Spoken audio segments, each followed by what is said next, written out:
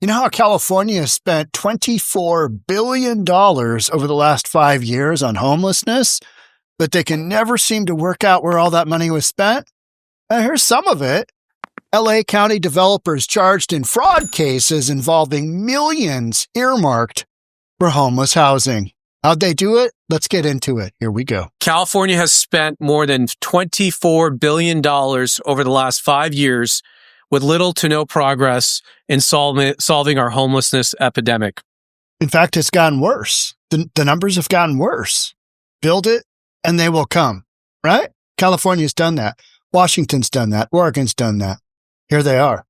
Acting U.S. Attorney 𝗪𝗟𝗧𝗛 announced 2 separate cases of real estate developers who allegedly took millions of dollars. The money was supposed to go to Project HomeKey to build and maintain low-income housing projects for the homeless. One defendant is Cody Holmes.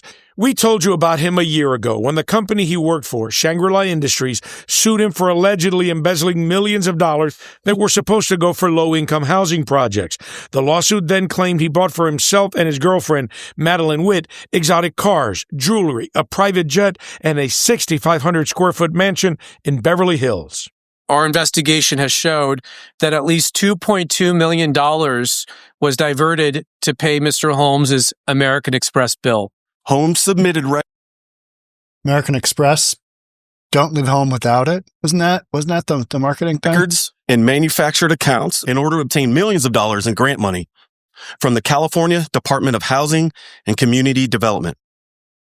Holmes allegedly transferred this money to himself and used it to fund his luxurious lifestyle.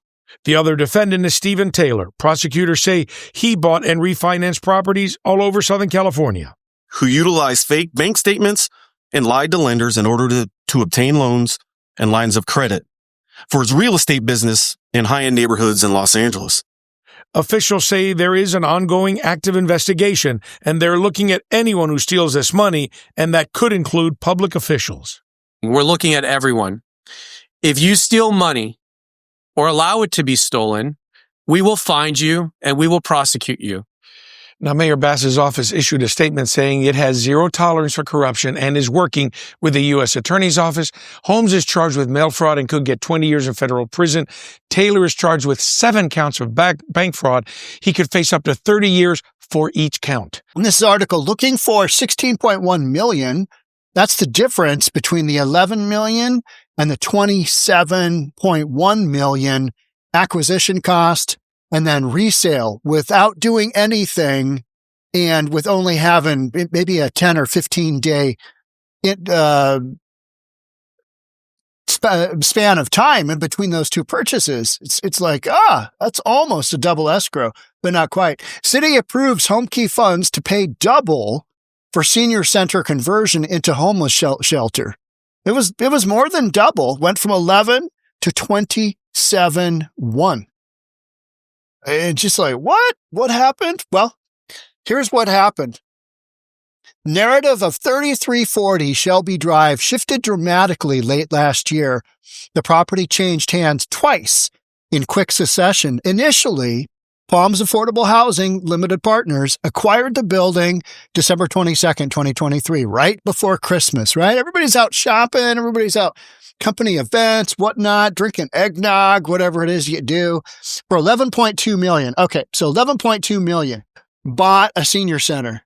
Then, just 12 days later, amid the Christmas and New Year's holidays, nobody's looking. Then, just 12 days later, amid the Christmas and New Year's holidays, Weingart H.K. Shelby LLC purchased the property on January 3rd, 2024 for a staggering $27.3 million, more than double the previous sales price of $11.2. 12 days later. How does that happen? Well, then we've got a wire transfer. This doesn't mean anything. This just like, we're sending out a wire. Here's our cover sheet. But the story began earlier. And the reason I'm going through this kind of minutia is because my background's in appraisal. My background's in real estate sales. So this to me is super interesting because this is just basic old school fraud, but involving the homeless industrial complex. I mean, who better to steal from than Taxpayers' money meant to be for the poor, meant to be for the unfortunate, meant to be for the unhoused. Story began earlier in summer of 2023. On July 27, 2023, the 𝗪𝗧𝗏𝗠𝗏 Association and LA California Senior Property Group. Why do they have these names that have 6 different names in them, right? 6 different words and all this stuff. Signed a purchase agreement for 27.3. Agreement occurred 5 months before this entity, our fraudster, acquired the property for $11.1 million. So the guy got a pre-sale. He's going to sell it for 27.3. Out in the future, he's going to sell it for 27.3. Then he works out how to buy that property for $11.1 million with funds earmarked for low-income housing. That money. The date is significant because according to public records, the city of LA approved the purchase of 𝗪𝗧𝗏𝗪 on June 9, 2023, with funding from Project HomeKey Round 3. Project HomeKey is a statewide initiative aimed at sustaining and rapidly expanding housing for individuals experiencing or at risk of homelessness. The funding context predates both the $11 million purchase and subsequent flip $27.3 million transaction in 2024. In response to inquiries, here's where it gets interesting. So what could have happened legally? What could have happened during that time period? Well, the guy could have found a wildly undervalued asset, right? Hey, I've got this off-market deal that is just spectacular. I think it's got a market value of somewhere closer to 30 million than the 11 or 12 million that I'm picking it up for. Maybe you want to assign this contract to you. You pay me a fee. All is good. Gets funded at the higher price because it's worth it. That could be. That does not appear to be the situation here. So in response to inquiries from the current about the significant price discrepancy, the 11 versus 27 million, LA Housing Department provided an appraisal. This is interesting. They provided an appraisal report prepared by BBG Real Estate Services, but offered no further explanation for the $16.1 million difference in transaction prices. Just here's an appraisal. Believe us, we're all good here. Nothing to see here. Somebody at LA Housing Department should get fired. Shouldn't be handing out a fraudulent appraisal. Because that's what this is, right? This is a fraudulent appraisal. Closer look at the appraisal the city provided for the $27.3 million transaction reveals that it's primarily based its valuation on, this is critical, hypothetical projections of the property's potential value if improvements were made. Now, does that happen a lot? All day long. You buy a new construction home, you're under contract before it, pre-sale, before it even comes out of the ground. You are signed up a contract, you get your financings together, the bank considers you all ready to roll, and when that home is up and built, you're good to go. Or if you're a builder, you can get partial draws for construction along the way based on what it's going to be when it's done. The problem here with this one, no improvements were made. When this thing closed for the $27.3 million, it was not based on the property's potential value as if those improvements were made. It was the same damn property. It's probably worth $11 million. The original acquisition cost, right? Furthermore, the appraisal considered only 4 comparable sales, all located outside of Los Angeles. Oh, that's not good. All right. So, you can make the appraisal based on the potential value of improvements made. And what you do is, instead of checking the as-is box, which is, hey, doing this appraisal, as of today, it's worth this, period. No other assertions that, well, if these conditions are met, this is what it'll be worth. But then when you step into, you've got 4 comps all located outside of LA, that gets problematic because guaranteed, and we'll read about it, and the author did a great job on here, guaranteed there's other comps going on in California. And we're talking about senior housing. We're talking about apartment complexes. We're talking about anything that could be converted into type of housing we're talking about. None of these comparisons involved recent transactions. So it's based on a condition that was not met. The appraisal was based on a condition that was not met, that it was renovated. And hey, here's the new property. Here's why it's bringing in all these better numbers that support the higher price. You got old comps, and then you've got comps that are not in the subject's market area. Allegedly, right? Allegedly, because we haven't seen the appraisal. None of these comparisons involved recent transactions. And 3 of the properties were double to triple the size of the Shelby Drive facility. So these are all based on income streams, right? Or per unit purchase, whatever. So when you take a subject property and compare it to something that's double or triple the size, all you're doing is you're basically making a mockery of the appraisal process. And that is if you don't have any other comps. However, but the current discovered a more relevant comparable just 1.4 miles away at 10955 Washington Boulevard. And it sold for almost 11 millions, one day before Shelby was sold for 11.2. So you got to call it 11 million versus 11.2 million. That's where your value is, right? That's where none of this, well, if we did these renovations to it, it'll be worth more. Yeah, but you didn't. And what lender basically said, oh, okay, I'll take this appraisal. It's a pretty good appraisal. I mean, because when one look at that appraisal and you'd go, oof, all right, guaranteed. Old comps, not nearby, no LA addresses. And it's based on renovations that were never completed. Some pretty massive strikes against an appraisal right there. And then it goes to question, who did the underwriting on this? How did they allow the purchase by the city of a property for $27.3 million when it wasn't renovated, and they just handed out the money based on the fact that there's enough equity there if they did the renovation? Maybe LA's got a different system of, massaging numbers to make this work. Clearly, because, $24 billion and it's mainly gone in areas that we don't know about. This is how that happens, right? Several residents living near the property expressed surprise about the sale and subsequent plans for its use. I had no idea this was happening. No one from the city or the council office reached out to me. I live right across the street. Well, it's a happening, and it's quite a story. Zero tolerance rings hollow as feds expose home key fraud, City Hall ignored. Now, people have been talking about this basic fraud for quite some time. And what did the mayor's office do? Same thing the mayor's office always does. I don't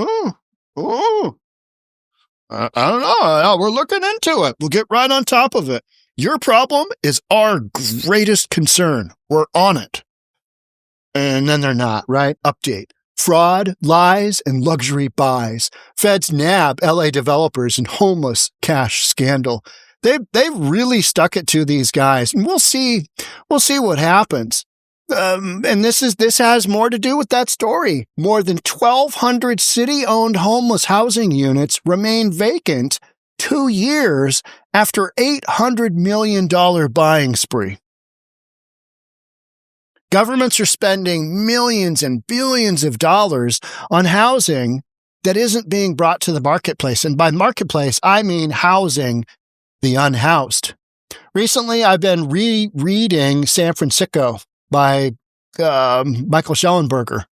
And because you read through that book first time round, and there's just so many numbers and so much data coming at you that are super important that I'm reading it a second time to kind of drill down on so much of what is there.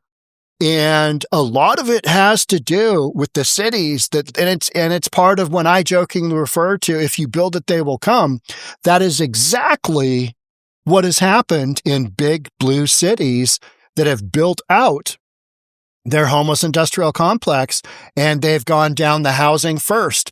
Instead of, like San Francisco, they've gone down the permanent housing versus the shelter housing. Shelter housing being big congregate shelters that give people a roof over their heads overnight versus individual housing. That's what we're talking about here. 1,200 city-owned homeless vacant housing units. And the real big issue there is that per unit, you're looking at spending $750,000 in San Francisco, $1 million per unit. That's acquisition price of the land, development, construction, all the soft costs. And then you've got a bunch of money that's allocated for services, because you can't just take these people off the street, stick them in housing, and expect everything to go okay. You got to have some kind of supportive services, whether it's medical or mental or treatment or whatever it is. You got to have some of that. So it's literally, with the number of homeless people that we have in big blue cities and big blue states, on a per cost basis, the numbers are absolutely staggering, into the trillions of dollars. And that's just not, it's not viable. It's just simply not viable to spend that kind of money throughout the United States for all these homeless people, because the money isn't there. All of these budgets are being cut because you've got a whole bunch of business conditions. You got downtown cores where the property values aren't bringing in what they once were. You've got all kinds of issues going on, and building more housing. As fast as you build it, they will get backfilled by more homeless people going, yeah, I need housing too, right? Come do your drugs. Come do your drugs, get your own housing, get your own little studio apartment paid for by the government. Meanwhile, taxpayers pay for all of this. So the lack of oversight on the properties does not surprise me, given the fact of who is in charge often of these big NGOs, of these big entities that are tasked with, basically constructing homeless housing for, folks coming off the streets. It is not a shocker that there's no underwriting process for an appraisal when, is the thing built or not? Well, we don't really know, but let's just go ahead and we'll close on the 27 point whatever million and work out the details later. Well, come to find out, the guy literally flipped it for 2.5 times, right? I mean, that's insanity, but that's also how real estate fraud goes. You get somebody to buy off on it. You get an underwriter to buy off on it. So here's our perps, right? Couldn't have happened to a nicer guy, right? And his model girlfriend who's clearly had some work done. But you know what? She looks good. So yeah, model, whatever. Shangri-La scandal, how LA's homeless crisis fueled a political payoff pipeline. Now, this is also where it starts to get interesting. Who got paid off for all of this to have happened? Because this couldn't just, like I'm saying, there's got to be a whole bunch of people throughout the pipeline here in order for this to take place. It's the fraud unraveled. The illusion of progress collapsed in October of 2025, this month, when federal prosecutors indicted, we know all about that, in a $46,000 a month Beverly Hills mansion. Okay, funneling taxpayers' dollars meant for homeless housing into Birkin bags, private jets, $46,000 a month Beverly Hills mansion. What in the world do you need a house that costs $46,000 a month for? That's just pure insanity. That makes no sense at all, but whatever.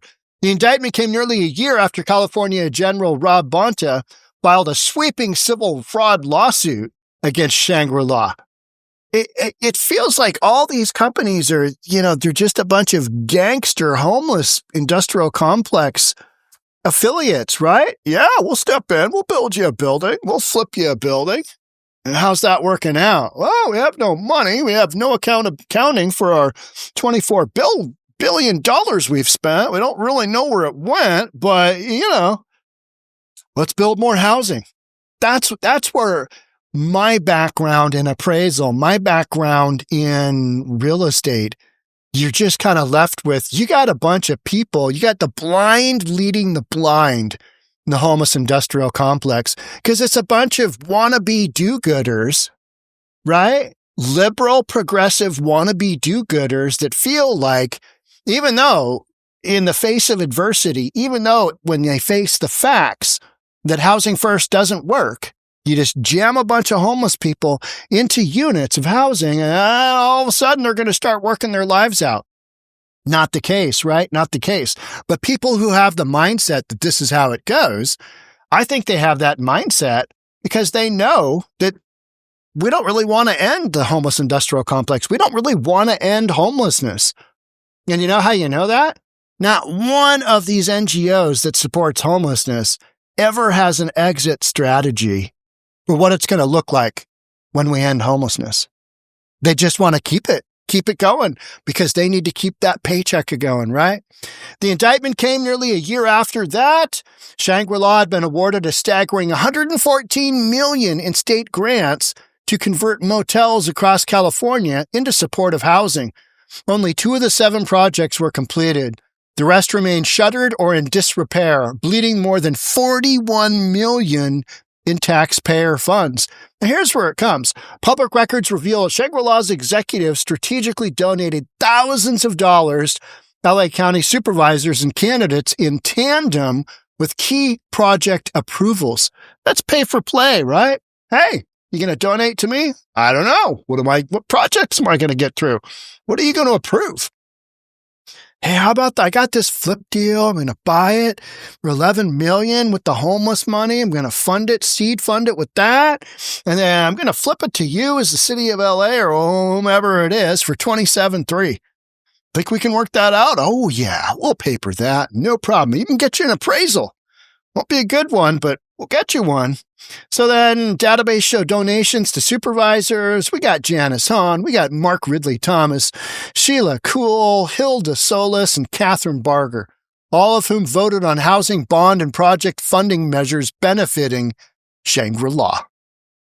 Pay-to-play pattern extended beyond the board. Shangri-La's top executives, including Abdul Wahab, donated $1,500. It just goes on and on and on, right? So we all know that happens on the regular, especially with the homeless industrial complex, because literally it's a tri-floor. We had the King County Regional Housing Authority. We had the fearless leader from that entity come up with a plan that he wanted $11 billion to fund construction of housing because everybody's always clamoring for more housing. And if we can just get more housing, we'll get over the hump. As soon as you build that stuff and you've got to maintain it, meaning more of the budget goes to that suck, as soon as you build it, more people will backfill that. More people will come to your city because, hey, look at these guys. They're doing drugs. They're stealing from the community just like we are, but they've got their own studio. We want that. That is what makes this all possible because it keeps the machine going. Well, if we just had some more housing, and then all of a sudden, your numbers have just exploded in homelessness because even though they're inside, they're considered homeless, right? So you got sheltered versus unsheltered. They're no longer out on the streets, but they were unhoused. We housed them. And now you've got a financial liability for as long as that person's in your community. 30 LA homeless nonprofits went from pennies to $121 million on the taxpayer's dime. Just one more example of where'd that $24 billion go? Where does any of the money ever go for this? Well, I always hear soft costs take about 40%, meaning you got all the salaries, you've got the overhead, you've got the required expenses to keep whatever corporation together that's going to administer the project. And then you got 60% left for acquisition, land acquisition, construction, project management, all that good stuff. And when you got a bunch of people who think that if you just build some housing, and then it'll solve the project. It'll solve the issue of homelessness. When you got a bunch of people that actually believe that, they're not the brightest of the group, are they? They're not the brightest folks out there, because otherwise they'd be in public sector making way more money. But hey, if you're going to, like this one, as homelessness surged across LA by 70%, 30 taxpayer-funded nonprofits saw their combined revenue soar from $12,000 to more than $121 million in less than a decade. Everybody's got their hand out. They've got their hand out. And you know what? When you have taxpayers' dollars funneled into that hand because city leadership, county leadership, state leadership has said, oh yeah, we believe in housing first. Let's build all the housing that we can, even though we know that we can't end homelessness doing that, but we're going to take a good stab at it. Well, it's no different than funding all of the criminal illegals that you have in the country now. And so many entities are backing off on that, right? We looked at the books, we looked at the numbers, and it's really expensive to provide health care for all those criminal illegals. So we're not going to do that anymore. And everybody knows the homeless industrial complex. If you were to actually provide housing, permanent supportive housing for all the people that are homeless, it would bankrupt the entire system because you don't have enough money to do it. You just wouldn't have enough money to do it. But let's keep trying. Let's just keep trying. We just need more housing. We need more housing. So what, you might ask, then what is the solution? Other states that don't have the homelessness issue that California does, the state that Washington does, Oregon does, other states handle things very differently. Their police force has the ability in many areas to sweep homeless encampments after appropriate notice has been given and give people the option, hey, you can come into our shelter system, or you can get treatment. We can get you into a treatment program, or you can go to jail. Take your pick. But in the big blue liberal cities, in the big blue Democrat-run cities, counties, and states, doesn't work like that, does it? Because they're not doing that, because they believe that to be not compassionate. But is it compassionate to have the overdose rates go through the roof because you're giving people housing that they haven't earned, that's not predicated upon them getting sober? It's not predicated upon them getting back to a position where they can get a job. It's just, here you go. Because the vast majority of folks don't get off the drugs that come into housing, permanent supportive housing. They just don't get off the drugs. So it's like we're funding this stopgap at the end of their lives till they kill themselves with an overdose. So is that compassionate? No. But then watching people out in the streets just roaming around. I mean, I'm sure you've seen all the, Kevin Dahlgren is the one that I follow in Portland, Oregon. And he goes out, documents just what's going on in Portland on a daily basis with the homeless. And it's brutal. I mean, those people they're whacked out of their minds. The body acts on meth like it does in a bipolar disorder situation, just a manic disorder deal where you're just going crazy. You can barely tell the difference. Is he on meth or is he crazy? Well, probably a little of both, right? And so when you're dealing with that, and then you're dealing with billions of dollars, and you're dealing with the situation of what do we do? To me, you do the opposite of what California's doing. You do the opposite of what Washington's doing. You do the opposite of what West Coast, Best Coast is doing. Because all that does is promote this idea that, hey, you can come here and be a drug addict and do your thing. And we've seen so many people literally attest to that fact. Here's why I came to Portland. Here's why I came to Seattle. Here's why I came to Vancouver, BC, because they have great free stuff. And why wouldn't people go to a situation like that versus going to Oklahoma, where they basically arrest you and say, tough. And we're not playing that game. You can't just live wherever. That's a hard no-go from the governor on down. It's a hard no-go. You can't just live wherever and make a go of that. So it's somewhere in between, right? The answers are somewhere in between. And the states who have the biggest of problems do not have answers. They do not have a playbook where they can get out of this. And so more and more money, taxpayers' dollars, will be funneled into these programs because these are people you're talking about. And unless they just start dying off in massive numbers, they're people that you're stuck with for years and years and years and years of enabling their life of drug use, stealing from the community, buying and selling stolen goods, just that whole plethora of stuff that comes with the homeless industrial complex when there isn't any real oversight. And when you spend $24 billion, like California has done, that is literally the epitome of lack of accountability. So, lack of accountability on top of an already huge, enormous problem. A third of the population of the homeless are in California. You add Washington and Oregon, and you got over a third. What are you going to do there? How are you going to work your way out of that? You're not. So just consider more and more of this stuff. We'll be talking about it. Make sure you're subscribed. Hit that notification bell. I'll see you on the next episode. Thanks again for being here. Bye for now.